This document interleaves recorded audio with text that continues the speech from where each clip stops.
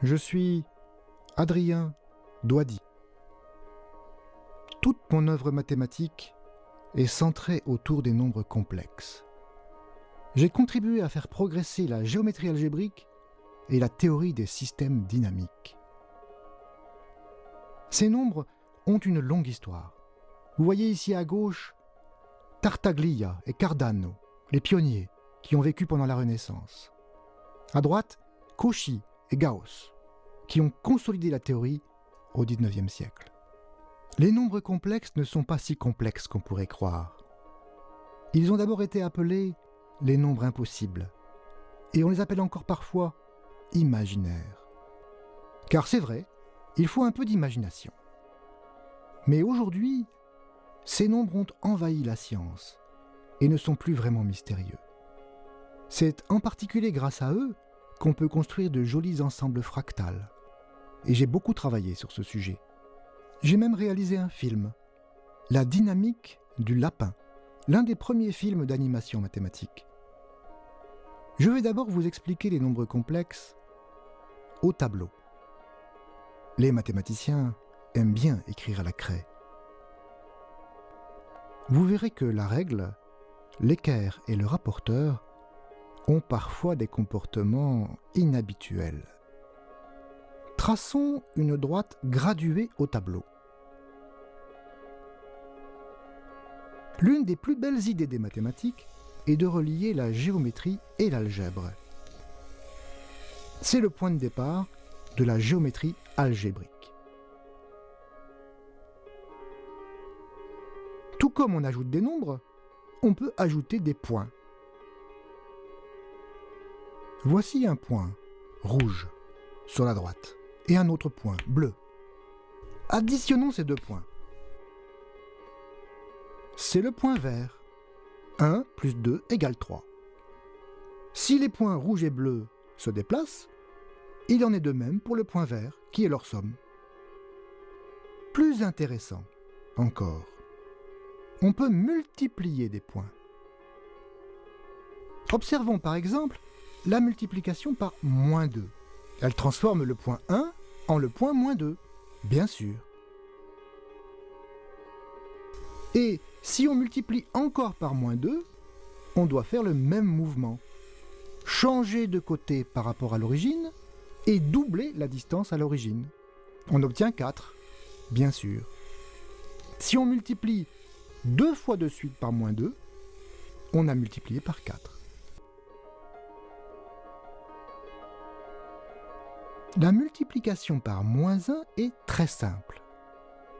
Chaque point est envoyé sur son symétrique par rapport à l'origine. C'est-à-dire qu'il faut effectuer un demi-tour. Une rotation de 180 degrés si l'on préfère. Si l'on multiplie un nombre par lui-même, le résultat est toujours positif. Par exemple, si on multiplie par -1, on tourne d'un demi-tour. Donc si on le fait une deuxième fois, eh bien, on retombe au point de départ. Et c'est pour cette raison que -1 fois -1 est égal à +1. Tout simplement.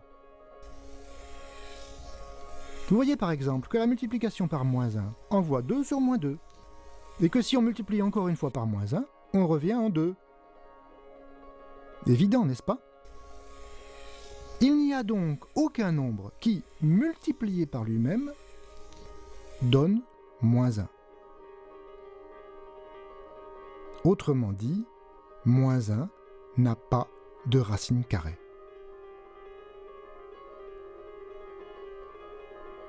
Mais bien sûr, c'était sans compter sur l'imagination des mathématiciens. Robert Argand a eu une très belle idée au début du XIXe siècle. Il s'est dit, puisque multiplier par -1, c'est tourner de 180 degrés, sa racine carrée, c'est faire tourner de la moitié, de 90 degrés. Si je tourne 2 fois d'un quart de tour, je tourne d'un demi-tour. Le carré d'un quart de tour, c'est un demi-tour. Donc -1. Il suffisait d'y penser. Argand déclare donc que la racine carrée de -1 correspond au point qui est l'image de 1 par la rotation de 90 degrés. Mais bien sûr, cela nous force à sortir de notre droite horizontale. Et nous venons de décider d'attribuer un nombre à des points du plan qui ne sont pas sur la droite. Comme cette construction est un peu bizarre, on dit que ce point racine carrée de moins 1 est un nombre imaginaire. Et les mathématiciens le notent I. Mais une fois que nous avons osé sortir de la droite, la suite est facile.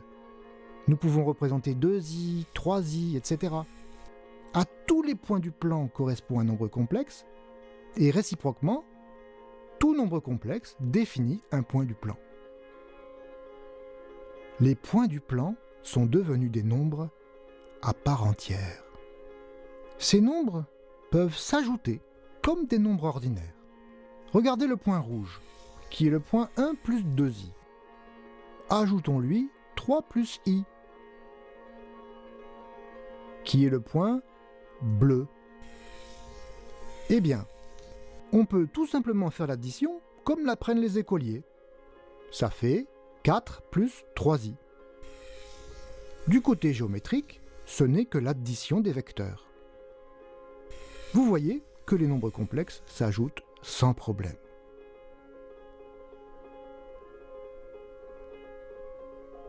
Mais bien plus intéressant encore, ces nombres complexes peuvent aussi se multiplier tout comme les nombres réels. Voyons.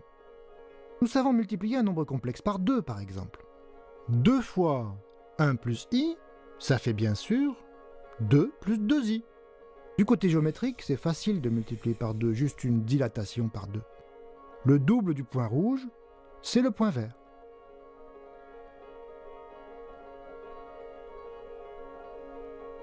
Multiplier par i, c'est pas difficile non plus, puisque nous savons que i correspond à un quart de tour. Pour multiplier 3 plus i par i, il suffit donc de faire tourner le point d'un quart de tour. On trouve moins 1 plus 3i. Pas si complexe, ces nombres complexes.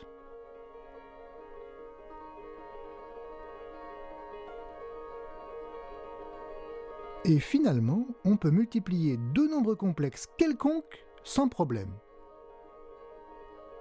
Essayons par exemple de multiplier 2 plus 1,5i et moins 1 plus 2,4i. On fait comme d'habitude.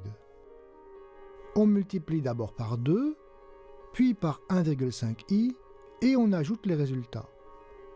On obtient donc 2 fois moins 1 plus 2,4i plus 1,5i fois moins 1 plus 2,4i.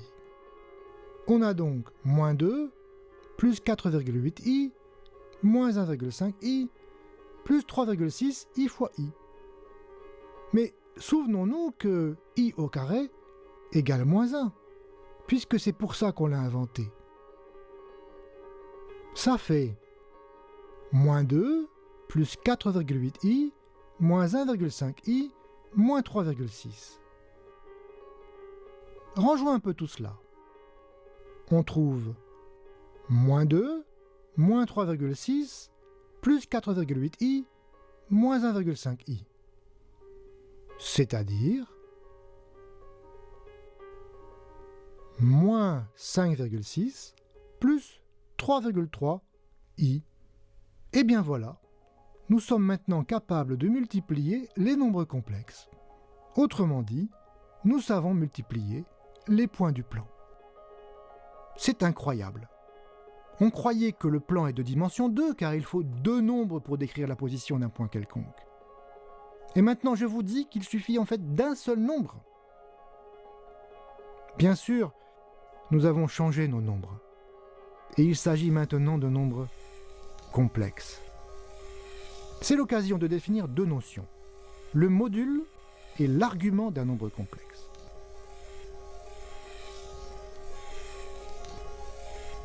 Le module d'un nombre complexe z, c'est simplement la distance à l'origine du point correspondant du plan. Prenons la règle pour mesurer le module du point rouge, c'est-à-dire 2 plus 1,5i. Voyons. on mesure une longueur de 2,5. Le module de 2 plus 1,5i est donc 2,5. Pour le point bleu, on trouve 2,6. Et pour le point vert, qui est le produit des deux points, rouge et bleu, on trouve 6,5. C'est un fait général. Le module du produit de deux nombres complexes n'est rien d'autre que le produit des modules des deux nombres.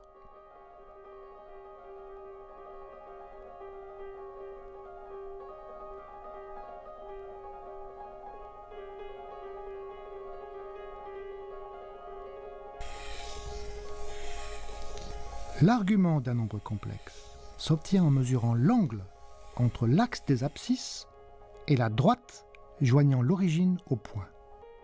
Ici, par exemple, l'argument du nombre complexe rouge est égal à 36,8 degrés. Celui du point bleu est 112,6 degrés. Et celui du produit, le point vert, est 149,4 degrés. C'est la somme des arguments des deux nombres.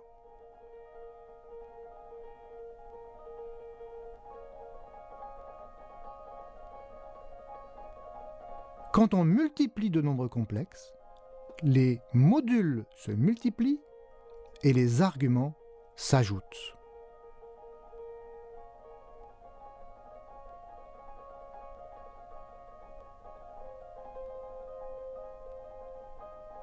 Terminons notre première rencontre des nombres complexes avec la projection stéréographique.